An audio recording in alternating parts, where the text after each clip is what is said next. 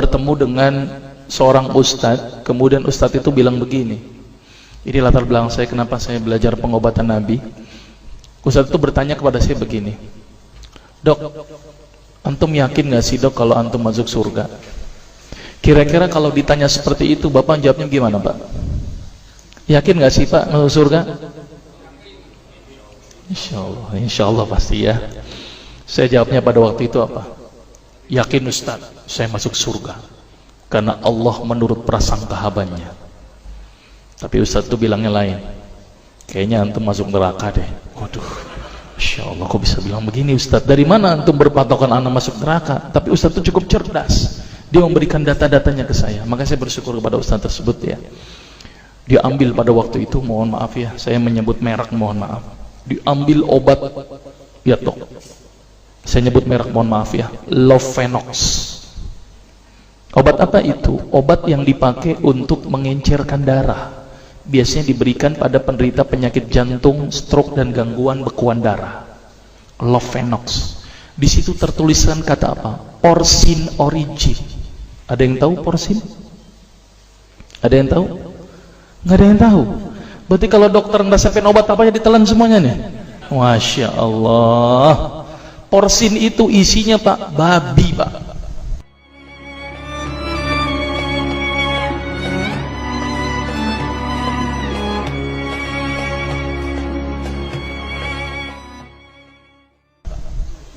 Malah di boxnya tertulis kata-kata benar-benar bersumber dari babi. Saya bilang, waduh, berarti dok kalau antum ngeresepin porsin satu pasien, antum telan itu obatnya, kira-kira ibadah orang tersebut diterima nggak sama Allah? Diterima atau tidak? Tidak akan diterima dok. Siapa yang dipersalahkan nanti? Antum yang menuliskan resep. Satu.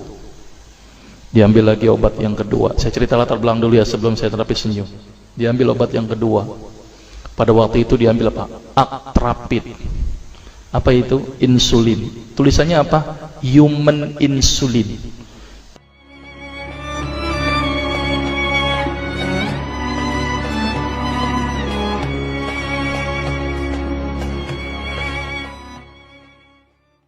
Jadi diambil dari manusia yang telah meninggal, diambil pankreasnya, insulinnya, yang menderita penyakit kanker pankreas, dibuatlah obat.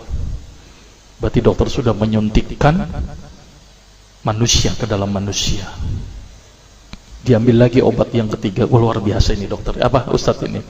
Diambil obat namanya analsik.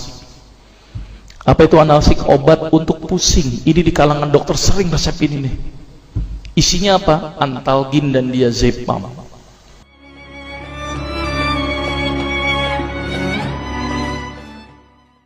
Diazepam, makanya kalau orang minum obat ini pasti ketagihan, saya yakin. Kalau minum obat warung nggak ngefek ini. Karena kenapa? Karena mengandung diazepam. Diazepam itu apa? Narkoba Pak. Bikin kita teler. Maka itu cara nyari uang paling gampang, kasih aja resepin analsik, pasti balik lagi dia.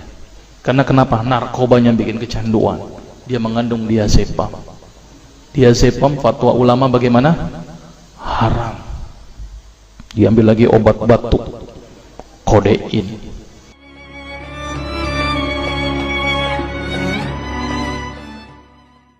Maka itu kita minum obat batuk langsung hilang batuknya karena kodein. Kodein ini ternyata derivat dari narkoba. Berarti dokter sudah ngeresepin narkoba.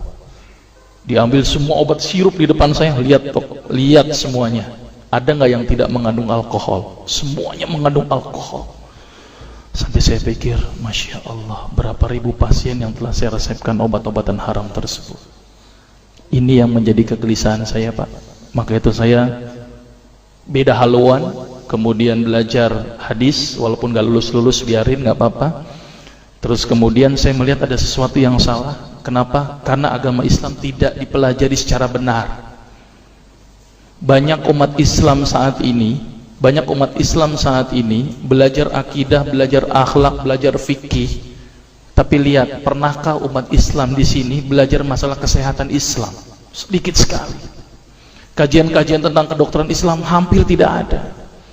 Makanya tidak heran sekarang umat Islam yang notabene hebat menurut saya katanya, tapi ternyata banyak yang sakit karena dilupakan aspek ini. Mudah-mudahan ini menjadi awalan kita untuk mengkaji, karena kajian ini rutin Pak. Jadi saya mengisi kaji di beberapa kantor di Jakarta itu per kali pertemuan per hadis, dan itu berhubungan dengan masalah kesehatan semuanya. Jadi ternyata Allah ini menurunkan ibadah, memerintahkan kita untuk sholat, puasa, tahajud, semuanya ini bukan untuk kepentingan Allah Pak. Allah nggak butuh sholat kita, Allah tidak butuh puasa kita.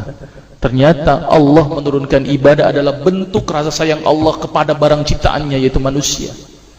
Seperti halnya orang menciptakan motor, mobil, maka di maintenance itu dengan adanya servis.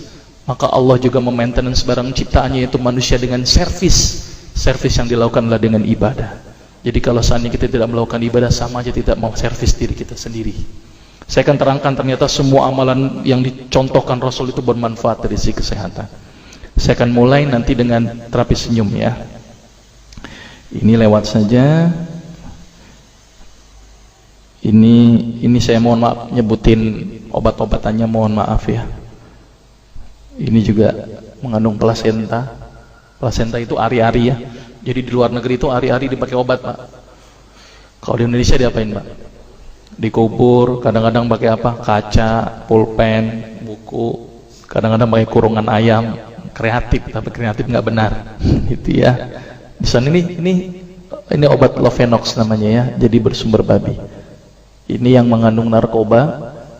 Wah, dulu tuh saya kalau jadi dokter gila-gilaan pengasih narkoba Pak. Setiap ibu hamil, setiap ibu datang dengan bawa anak kecil, itu anak kecil Pak saya kasih narkoba Pak. Kenapa? Karena ibu-ibu paling seneng kalau anaknya datang terus kemudian tidur pulas. Wah, seneng banget tuh ibu-ibu. Apalagi obatnya yang tokcer, paling seneng itu orang.